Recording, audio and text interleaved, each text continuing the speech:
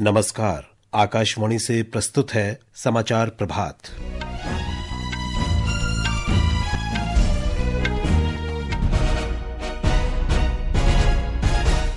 राष्ट्रपति द्रौपदी मुर्मू आज छत्तीसगढ़ और ओडिशा के दौरे पर रहेंगी।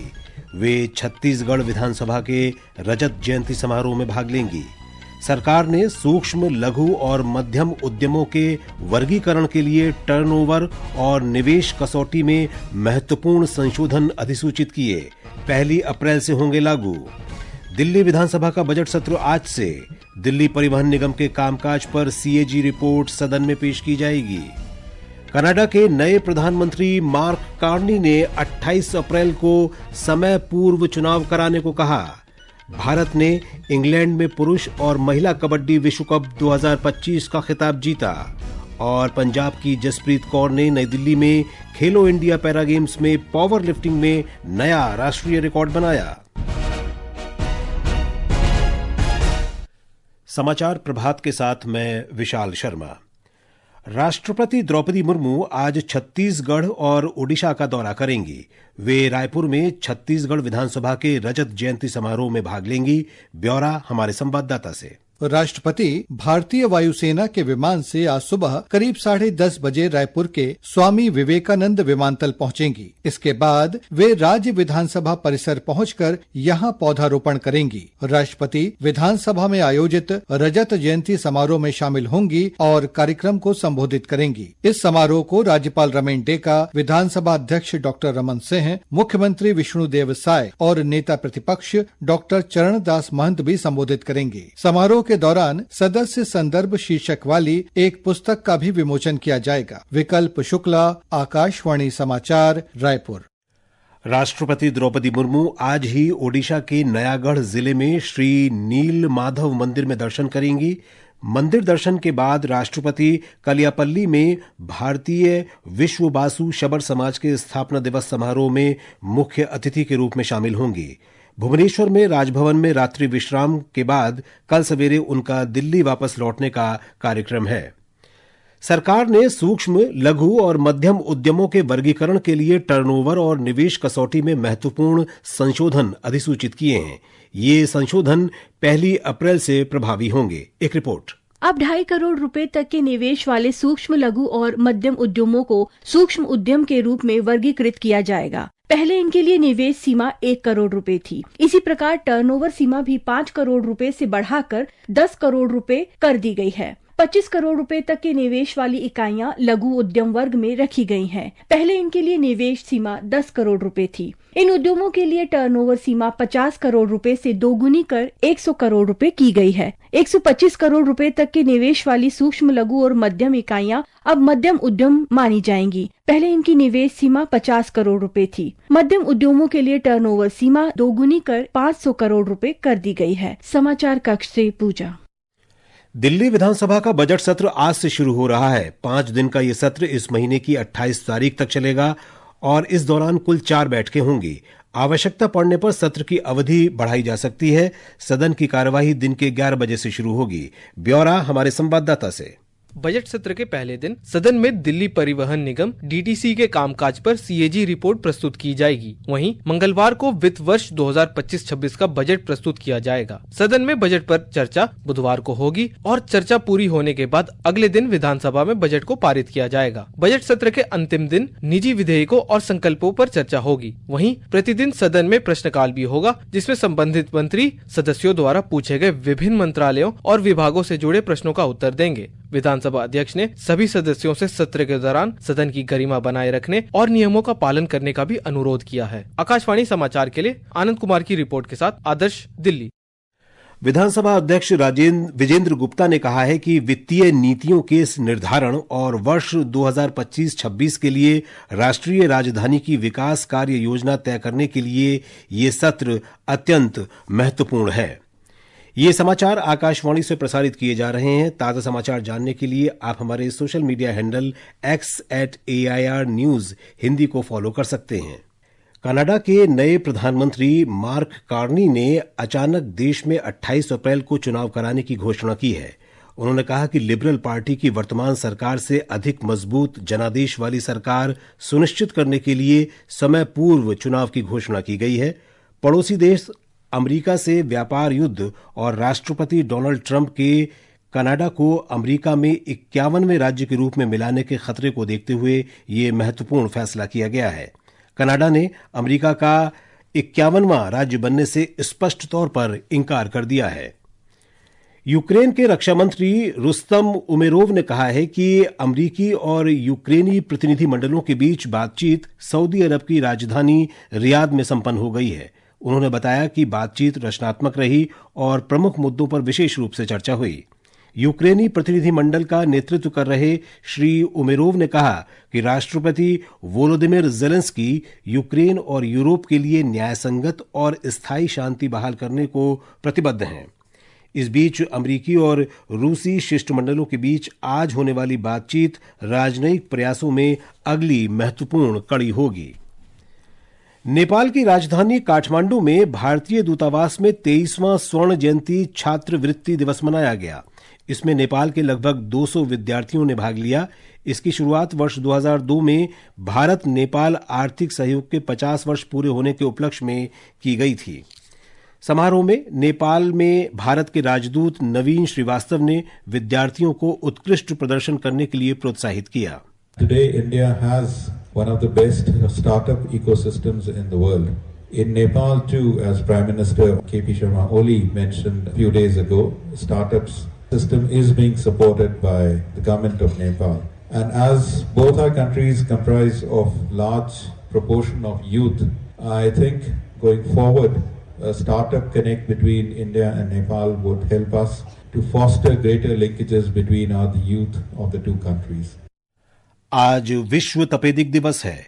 टीबी के हानिकर स्वास्थ्य, सामाजिक और आर्थिक परिणामों के बारे में जागरूकता लाने और वैश्विक स्तर पर इसके उन्मूलन के प्रयास तेज करने के लिए प्रत्येक वर्ष 24 मार्च को यह दिवस मनाया जाता है। इस वर्ष का विषय है हाँ, हम क्षय रोग का खात्मा कर सकते हैं, प्रतिबद्धता, निवेश और परिणामी प्रयास। ब्यौरा हमारे संवाददाता से। देश को टीबी मुक्त बनाने की दिशा में केंद्र सरकार द्वारा कई कदम उठाए गए हैं। इनमें जोखिम आबादी वाले क्षेत्र में टीबी की पहचान, टीबी रोगियों को मुफ्त दवा और निदान प्रदान करना और निक्षय पोषण योजना के तहत रोगी को प्रतिमाह 1000 रुपए की राशि प्रदान करना शामिल है। इसके अलावा सरकार द्वारा चिन्हित प्राथमिकता वाले जिलों में 100 दिन का टीबी उन्मूलन अभियान भी शुरू किया गया, ताकि टीबी के छूटे हुए मामलों का पता लगाया जा सके, मृत्यु दर में कमी लाई जा सके और नए मामलों को रोका जा सके। विश्व स्वास्थ्य संगठन की 2024 की वैश्विक टीबी रिपोर्ट के अनुसार भारत में टीबी के मामलों की संख्या में 17.7% की गिरावट दर्ज की गई। यह संख्या वर्ष 2015 के प्रति लाख जनसंख्या पर 237 थी, जो घटकर 2023 में 195 पहुंच गई। आनंद कुमार, आकाशवाणी समाचार, दिल्ली। आकाशवाणी का समाचार सेवा प्रभाग साप्ताहिक फोन इन कार्यक्रम पब्लिक स्पीक में आज रात 9:30 बजे क्षय रोग से बचाव और उपचार विषय पर परिचर्चा प्रसारित करेगा। केंद्रीय स्वास्थ्य और परिवार कल्याण मंत्रालय में उप महानिदेशक डॉक्टर उर्वशी बी सिंह तथा नई दिल्ली के सफदरजंग अस्पताल में श्वसन चिकित्सा विभाग के अध्यक्ष डॉक्टर रोहित कुमार परिचर्चा में भाग लेंगे।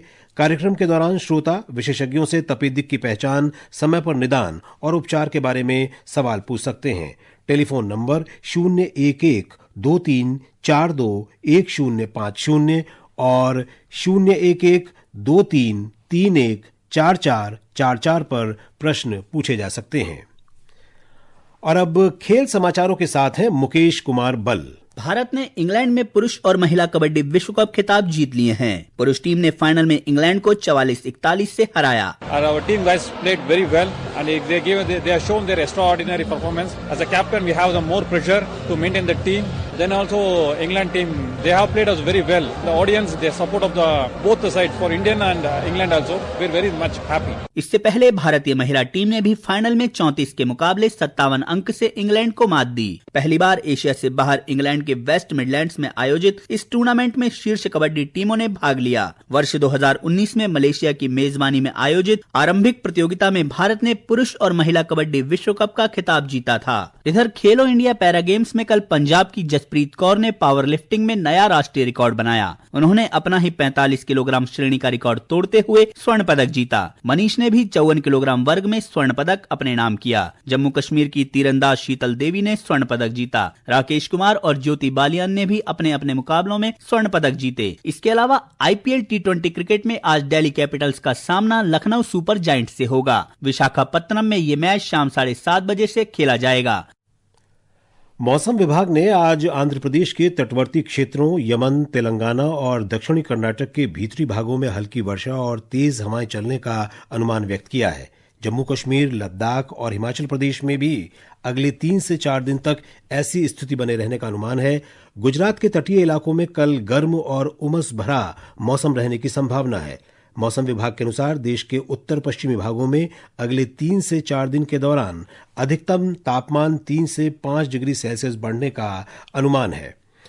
तेलंगाना में बेमौसम की बारिश ने फसल को नुकसान पहुंचाया है। कई जिलों में 40 से 50 किलोमीटर प्रति घंटे की गति से हवाएं चलने और गरज के साथ वर्षा होने से किसानों को काफी नुकसान झेलना पड़ा है। उत्तर प्रदेश के मुख्यमंत्री योगी आदित्यनाथ ने आगामी त्योहारों के मद्देनजर राज्य में कानून और व्यवस्था को लेकर बैठक की। मुख्यमंत्री ने कहा कि अराजकता फैलाने वालों के खिलाफ सख्त कार्रवाई की जाएगी। उन्होंने कहा कि त्योहारों का ये समय कानून व्यवस्था की दृष्टि से संवेदनशील समय है, इसलिए प्रशासन को लगातार सतर्क रहना है। मुख्यमंत्री ने अधिकारियों से सोशल मीडिया पर नजर रखने, शांति समितियों की बैठकें करने और सौहार्द बनाए रखने के लिए मीडिया की मदद लेने को भी कहा। इस्राएल की सेना ने कल दक्षिणी गाजा पट्टी के खान यूनुस में नासर मेडिकल कॉम्प्लेक्स पर हवाई हमला किया और हमास के पोलित ब्यूरो सदस्य इस्माइल बरहूम और 4 अन्य फलस्तीनियों को मार गिराया। स्थानीय सूत्रों ने बताया कि इस्राएली ड्रोन ने परिसर की आपातकालीन इमारत की दूसरी मंजिल को निशाना बनाया।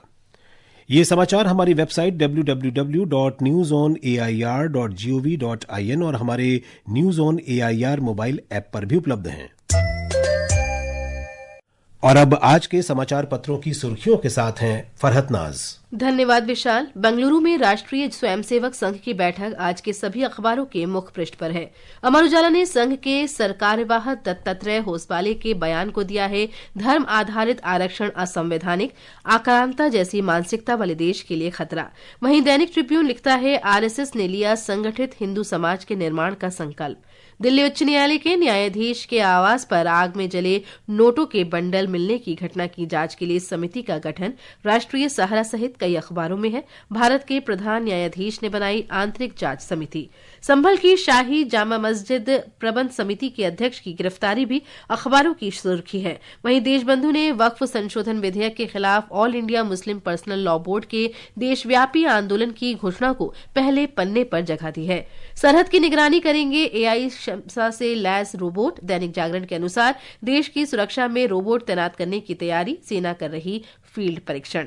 निवेशकों ने अधिक ब्याज वाली FD की ओर किया रुख। हिंदुस्तान के बिजनेस पन्ने पर है शेयर बाजार में भारी उतार चढ़ाव के बीच सावधि जमा में निवेश 23 गुना बढ़ा। धन्यवाद फरहत। और अब अंत में मुख्य समाचार एक बार फिर। राष्ट्रपति द्रौपदी मुर्मू आज छत्तीसगढ़ और ओडिशा के दौरे पर रहेंगी। वे छत्तीसगढ़ विधानसभा के रजत जयंती समारोह में भाग लेंगी। सरकार ने सूक्ष्म, लघु और मध्यम उद्यमों के वर्गीकरण के लिए टर्नओवर और निवेश कसौटी में महत्वपूर्ण संशोधन अधिसूचित किए। 1 अप्रैल से होंगे लागू। दिल्ली विधानसभा का बजट सत्र आज से दिल्ली परिवहन निगम के कामकाज पर CAG रिपोर्ट सदन में पेश की जाएगी। कनाडा के नए प्रधानमंत्री मार्क कार्नी ने 28 अप्रैल को समय पूर्व चुनाव कराने को कहा। भारत ने इंग्लैंड में पुरुष और महिला कबड्डी विश्व कप 2025 का खिताब जीता और पंजाब की जसप्रीत कौर ने नई दिल्ली में खेलो इंडिया पैरा गेम्स में पावर लिफ्टिंग में नया राष्ट्रीय रिकॉर्ड बनाया। इसके साथ ही समाचार प्रभात का ये अंक समाप्त हुआ। नमस्कार।